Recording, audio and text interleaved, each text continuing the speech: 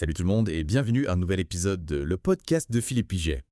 N'oubliez pas de vous abonner à ma chaîne YouTube, Spotify et Amazon et de liker ce podcast si vous l'appréciez. Et pour ceux qui souhaitent soutenir mon travail, je lance une campagne de sociofinancement pour ma future exposition photo. Vous trouverez le lien en commentaire. Alors aujourd'hui, on va parler de Gemini, la nouvelle intelligence artificielle de Google. C'est le sujet qui brûle toutes les lèvres en ce moment. On nous la présente comme la remplaçante de Google Assistant sur nos téléphones Android. Beaucoup sont enthousiastes, mais quand on creuse un peu, on découvre que la réalité est un peu différente. En effet, l'arrivée de Gemini soulève des questions intéressantes. On dirait qu'on est face à un queue d'école, une nouvelle technologie qui arrive sur le marché avec beaucoup de fanfares, mais qui n'est pas encore prête à remplacer les outils existants. Et c'est là que ça devient fascinant. Un auditeur m'a raconté une anecdote assez révélatrice. Imaginez, vous êtes au volant, vous voulez envoyer un SMS vocal. Et là, Gemini vous annonce qu'il ne peut pas le faire. Oui, c'est assez problématique, surtout quand on est au volant. La sécurité est primordiale. Se retrouver et bloqué par une technologie qui est censée nous simplifier la vie, c'est frustrant voire dangereux. Exactement. Et cet exemple illustre bien un problème plus large. On nous promet des innovations révolutionnaires, mais parfois la réalité est beaucoup plus décevante. D'ailleurs, on a compilé plusieurs sources qui détaillent les lacunes de Gemini par rapport à Google Assistant. Absolument, et on peut les regrouper en plusieurs catégories. Déjà, au niveau des fonctionnalités de base, Gemini est en retard. Par exemple, il ne peut pas gérer les routines automatisées aussi efficacement que Google Assistant. Il faut ces actions programmées qu'on utilisait pour automatiser certaines tâches du quotidien. Ah oh oui, comme allumer la cafetière et les lumières le matin en même temps. C'est vraiment dommage que Gemini ne puisse pas encore gérer ça correctement. Exactement. Et puis, il y a des limitations assez étonnantes. Par exemple, pour la musique, Gemini ne peut lire que des morceaux provenant de YouTube Music. Impossible d'utiliser Spotify, Deezer ou d'autres services de streaming. C'est une restriction assez importante pour beaucoup d'utilisateurs. C'est vrai, moi aussi j'utilise d'autres plateformes de musique. C'est une sacrée limitation. Et on a vu aussi que la recherche de photos dans Google Photos n'est pas possible avec Gemini. Oui, c'est une autre fonctionnalité manquante qui étonne. Imaginez, vous voulez retrouver la photo d'un coucher de soleil magnifique prise pendant vos vacances. Eh bien, impossible de la chercher avec Gemini. Ça commence à faire beaucoup de fonctions manquantes. Et la liste continue, n'est-ce pas? Oui, malheureusement. La fonction de briefing quotidien des actualités a tout simplement disparu. Impossible aussi de configurer des raccourcis pour contrôler des applications tierces, comme on pouvait le faire avec Google Assistant. C'est dommage car cette fonction permettait d'intégrer de nombreuses applications à notre assistant vocal. Oui, et pour continuer sur les mauvaises nouvelles, Gemini est incapable d'identifier les chansons. Ah. Pourtant, c'est une fonction assez basique pour un assistant vocal. Imaginez, vous entendez un super morceau à la radio et vous ne pouvez même pas demander à Gemini de vous dire le titre. C'est frustrant. Exactement. Et ce n'est pas fini. Les fonctions de prise de notes vocales et de gestion des listes de tâches sont soit défaillantes, soit carrément absentes. Pareil pour les prévisions météo qui sont apparemment peu fiables. Même les recherches locales sont moins précises avec Gemini qu'avec Google Assistant. On a l'impression que Gemini a du mal à gérer les tâches, pourtant simples, que Google Assistant maîtrisait parfaitement. C'est tout à fait ça. Pourtant, on nous présente Gemini comme une IA révolutionnaire.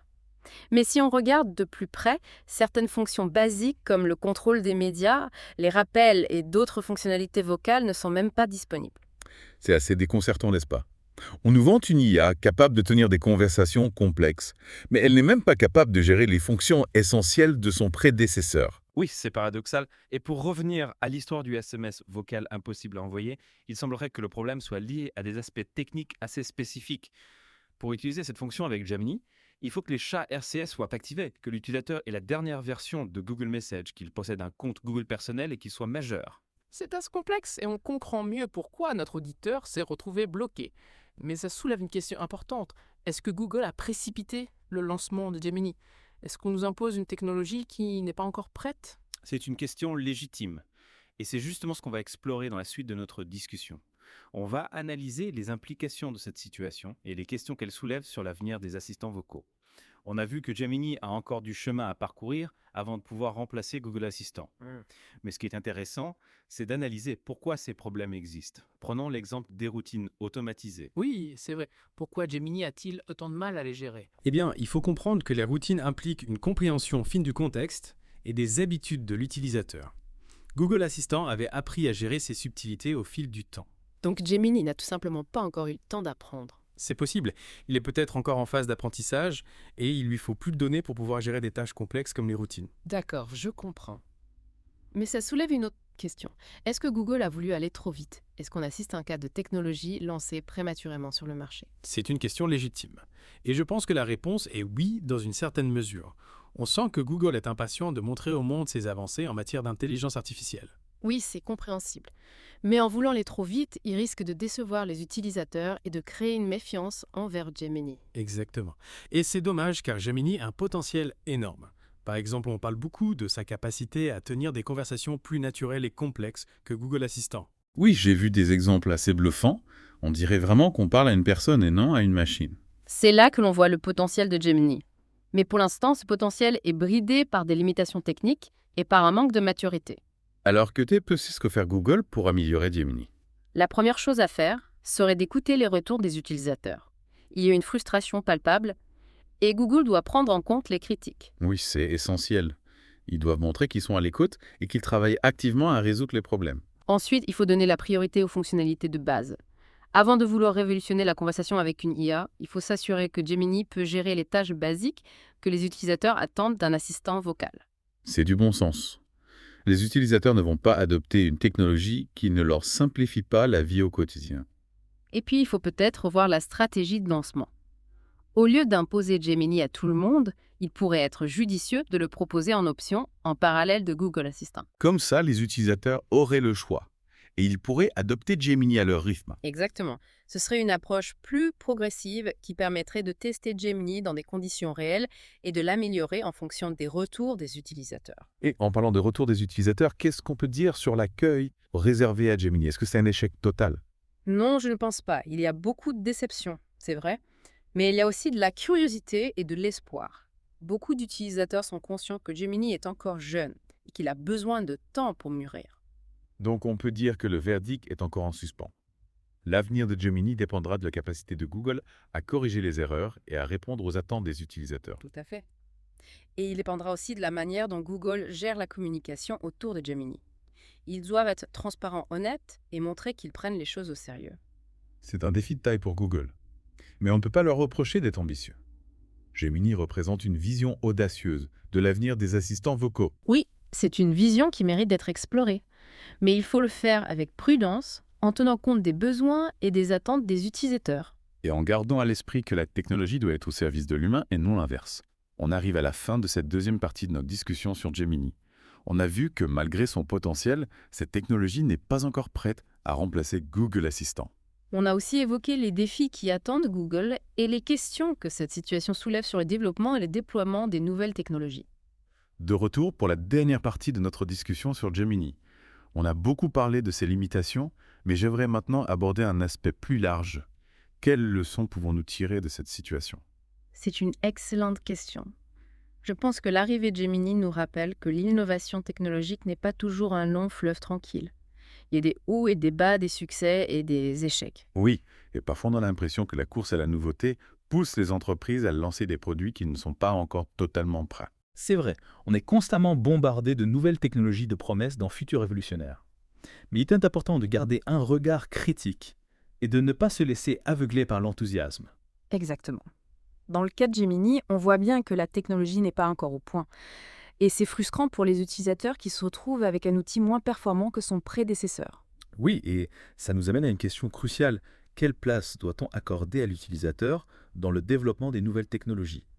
Est-ce qu'on doit se contenter d'être des bêta-testeurs ou est-ce qu'on a le droit d'exiger des produits finis et fonctionnels? C'est un débat important.